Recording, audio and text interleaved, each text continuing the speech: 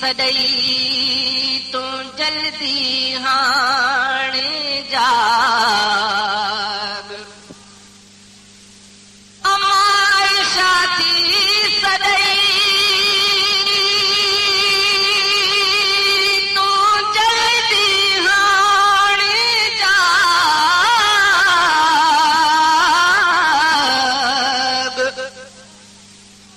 जागी लहंदे माग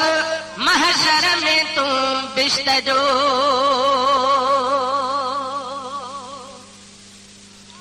ओ जाग सुनी जाग जाग सुनी जाग अम्मा आयशा थी सॾई बच्चा बच्चा थी करई रोके कुफर जी ज़ुबान ईअं सदे थी चवई बच्चा बच्चा थी करई जाग सुनी जाग ओ जाग सुनी जाग अम्मा आयशा थी सॾई बच्चा बच्चा थी करई रोके कुफर जी ज़ुबान ईअं सदे थी चवई बच्चा बच्चा थी करई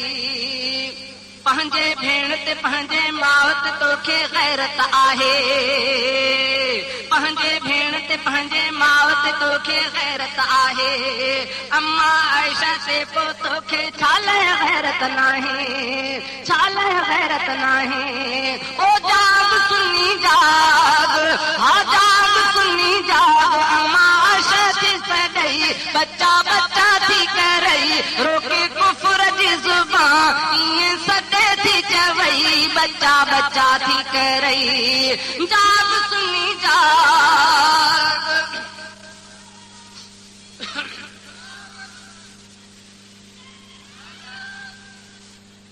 सर जे मथां हूंदो आदि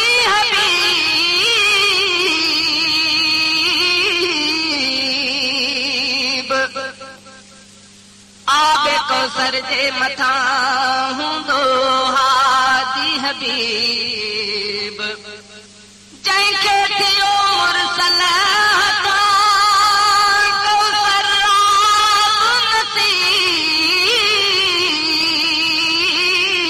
नसीब इंसान हूंदो सो अजीब ही शहज़ादे खे यकीन आ महशर में जे आबे कौसर तोखे पीअणो आहे महशर में जे आबे कौसर तोखे पीअणो आहे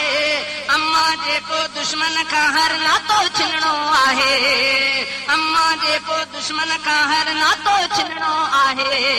ओ जाग सुनी जाग जाग सुनी जाग अम्मा आयशा थी सॾई बच्चा बच्चा थी करई रोके कुफर जी ज़ुबान ईअं सॾे थी चवई बच्चा बच्चा थी करई जाग सुनी जाग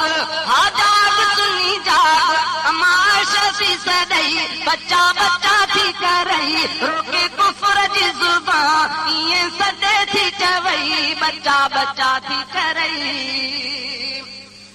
महशर जे मैदान में हिया कई जे पुछा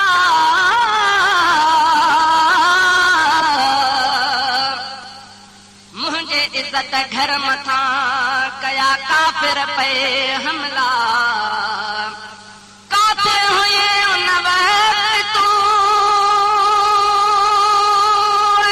सुन्नी मज़हब जा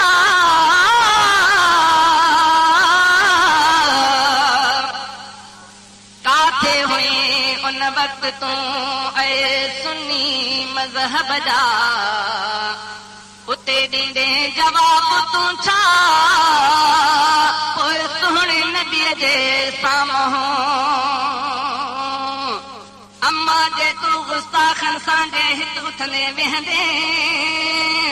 अम्मा जे तूं गुस्ताखन सां हित उथंदे वेहंदे महशर में पोइ मदनीअ आॾो कहिड़ो मुंहुं तूं खणंदे कहिड़ो मुंहुं तूं खणंदे कहिड़ो मुंहुं तूं खणंदे ओ जाग सुनी जाग जाग सुनी जाग अम्मा आयशा थी सॾई बच्चा बच्चा थी करई रोके कुफर जी जुबान ये सदे थी जवई बच्चा बच्चा थी करई जाग सुनी जाग हाँ जाग सुनी जाग माश थी सदई बच्चा बच्चा